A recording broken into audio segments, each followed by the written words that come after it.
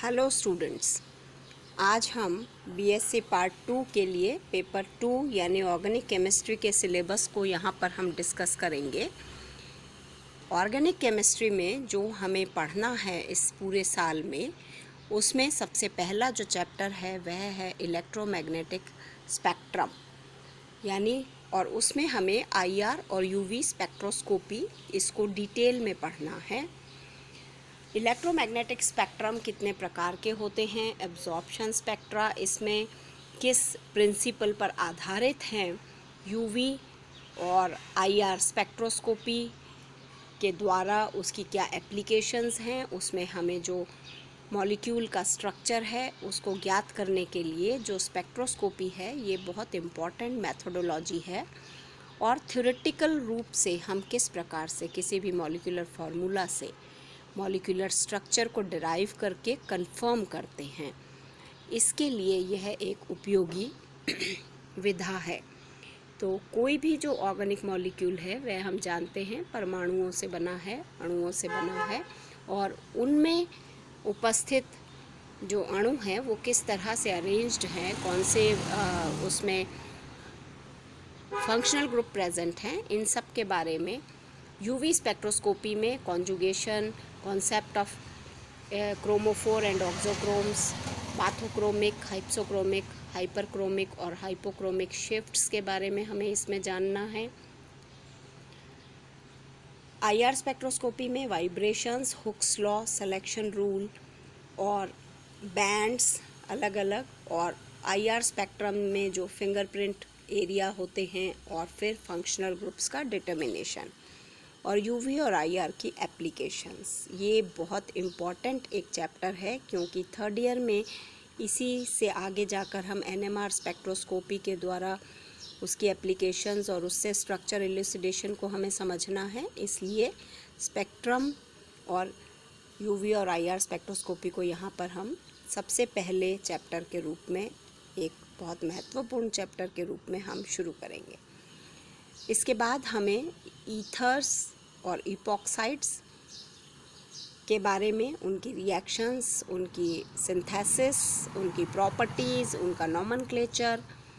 किस प्रकार से वे बनाए जा सकते हैं, इपॉक्साइड्स कैसे बनते हैं, इन सब के बारे में हमें नेक्स्ट चैप्टर में अध्ययन करना है। उसके बाद जो हमारे दो चैप्टर्स हैं, एल्कोहल्स और फिनॉल्स।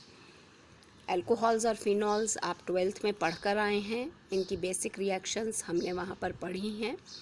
तो एक बार हम उनको रिकॉल करेंगे। जो हमने वहाँ पर सेकेंड ईयर में 12th में पढ़ा है उसी का अबव लेवल हम यहाँ सेकेंड ईयर में पढ़ेंगे। तो हम जानते हैं अगर एक एल्कोहलिक हाइड्रोक्सी ग्रुप है तो मोनोहाइड्रिक, अगर दो हैं तो डाईहाइड्रिक या ट्राईहाइड्रिक एल्कोहल्स, यानी एक छोटे मॉलिक्यूल के रूप में अगर हम देखते हैं तो इथेनॉल, उसके बाद ग्लाइकॉल और उसके बाद ग्लिसरॉल, मोनोहाइड्रिक, डाईहाइड्रिक और ट्राईहाइड्रिक मॉलिक्यूल्स के एग्जाम्पल के रूप में हम यहाँ पर स्ट्रक्चर, उनके सिंथेसिस और उनकी प्रॉपर्टीज़ को हमें यहाँ पर डिटेल में पढ़ना है। फिनॉल की बात करेंगे तो फिनॉल में भी हमें नॉमेनक्लेचर, स्ट्रक्चर, बॉन्डिंग, उनकी फिज़िकल और केमिकल प्रॉपर्टीज़, स्पेशली उनका एसिडिक कैरेक्टर, उनकी रिएक्शंस, जो उनकी इम्पॉर्टेंट रिएक्शंस हैं, उसमें जो रेजोनेंस है जो उसको स्टेबल बनाता है,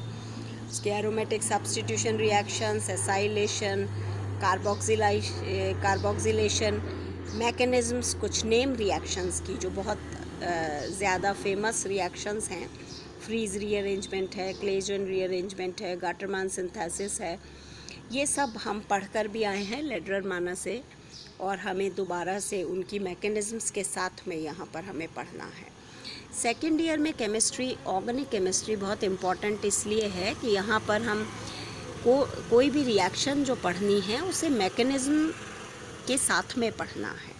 तो मैकेनिज़्म को इलेबोरेट करते हुए हमें उसको आना चाहिए। तो ये जो चैप्टर्स हैं, इनके बाद जो हमारा बहुत एक इम्पॉर्टेंट चैप्टर है carboxylic acid and it's derivative. Carboxylic acid group बहुत इम्पॉर्टेंट एक ग्रुप है जिसमें हमें उसकी डिटेल में जाकर उसके जितने भी चार जो उसके डेरिवेटिव्स हैं, एमाइड्स, उसके अनहाइड्राइड, उसका एस्टर, ये सब के बारे में भी उसी तरह से उनके सिंथेसिस, उनकी प्रॉपर्टीज़ और उनकी होने वाली जितनी भी रिएक्शंस हैं उसमें इम्पॉर्टेंटली मैकेनिज़म्स के साथ उनकी जो रिलेटिव एसिडिटी है, उसकी जो बेसिसिटी है, उनको हमको कंपैरेटिव पढ़ते हुए आगे जाना है। बहुत एक इम्पॉर्टेंट चैप्टर हमारे पास इसमें सेकेंड ईयर में है, एल्डिहाइड और कीटोन्स।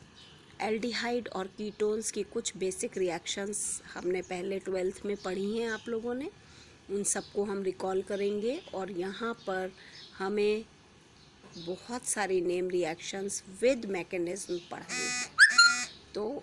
एल्डिहाइड और कीटोन्स का नॉमेनक्लेचर, स्ट्रक्चर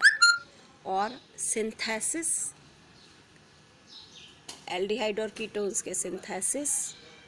और उसके बाद उनकी मैकेनिज्म्स यानी न्यूक्लियोफिलिक एडिशन कार्बोनाइल ग्रुप के ऊपर जो C double bond O group है उस पर होने वाली सभी मैकेनिज्म्स को हमको पढ़ना है। जो नेम रिएक्शंस हैं उसमें बेंजोइन रिएक्शन, एल्डोल, पर्किन, नोवंजेल, कंडेंसेशंस, ये सब बहुत इम्पॉर्टेंट हैं। उसके बाद विटिग रिएक्शंस, उसके बाद ऑक्सीडेशंस की रिएक्शंस, जो रिडक्शंस हैं, कैनिज़ेरो रिएक्शन, मीरवन, पॉन्डोर्फ, वर्लेग, ये रिएक्शन जो रिडक्शंस हैं अलग अलग तरह के, वोल्फ किश्नर रिडक्शन, LiAlH4 की प्रेजेंस में रिडक्शन, NaBH4 की प्रेजेंस में रिडक्शन, यानी रिडक्शंस ही 5 प्रकार के अलग अलग अपचयन, अलग अलग रिएजेंट की प्रेजेंस में यहाँ पर जो हैं उनको हमको देखना है। हेलोजिनेशन और अल्फ़ा बीटा अनसैचुरेटेड एल्डिहाइड और कीटोन्स जैसे एक्राइल्डिहाइड है या क्रोटोनल्डिहाइड है, क्रोटोनिक एसिड हैं, ये जो unsaturated alpha beta unsaturated aldehyde और कीटोन्स हैं, इनकी केमिस्ट्री का भी इंट्रोडक्शन हमें यहाँ पर इस चैप्टर में लेना है। सबसे लास्ट हमारी जो यूनिट है और जो हमारा चैप्टर है वो नाइट्रोजन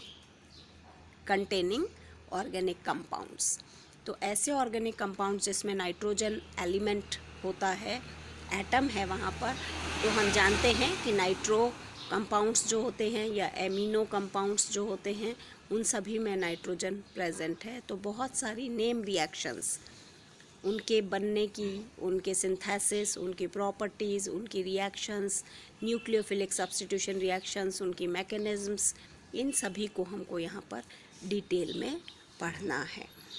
तो ये पूरा हमारा जो सिलेबस है इसे हमें पूरे साल में कंप्लीट करना है। 1 बाय 1 हम एक एक चैप्टर पढ़ेंगे, जिसमें हम सबसे पहले स्पेक्ट्रोस्कोपी से शुरू करेंगे और स्पेक्ट्रोस्कोपी में हम यूवी और IR स्पेक्ट्रोस्कोपी, उनके कॉन्सेप्ट्स, उनकी थ्योरी, उनकी एप्लीकेशंस और कैसे हम उनके स्पेक्ट्रा एनालिसिस करते हैं और मॉलिक्यूलर फार्मूला से मॉलिक्यूलर स्ट्रक्चर को ज्ञात करने में स्पेक्ट्रोस्कोपी का क्या रोल है, इस डिटेल के साथ में हम पहला चैप्टर स्टार्ट करेंगे। Thank you.